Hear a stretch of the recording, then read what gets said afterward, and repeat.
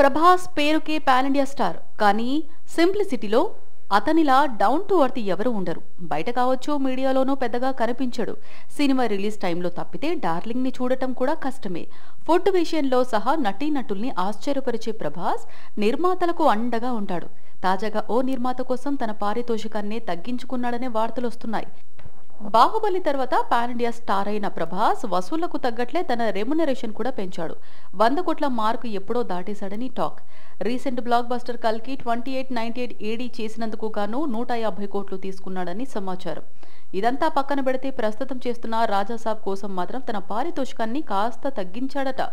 రాజాసాబ్ సినిమాని peoples media factory నిర్మిస్తోంది.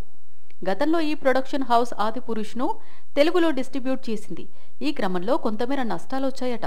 ఇందుకు బదులుగానే ప్రభాస్ రాజాసాబ్ కోసం కేవలం 100 కోట్లు మాత్రమే పారితోషికంగా తీసుకుంటున్నాడని తెలుస్తోంది.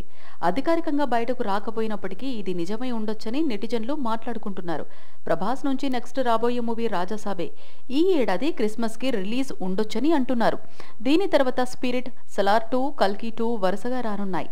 ఈ లెక్కను చూసుకుంటే రాబోయే 5 ఏళ్ల వరకు ప్రభాస్ డైరీ ఖాళీ లేనట్లే. ఇవన్నీ పూర్తయ్యేసరికి డార్లింగ్ రెమ్యునరేషన్ 200 కోట్ల మార్కు దాటేస్తుందేమో.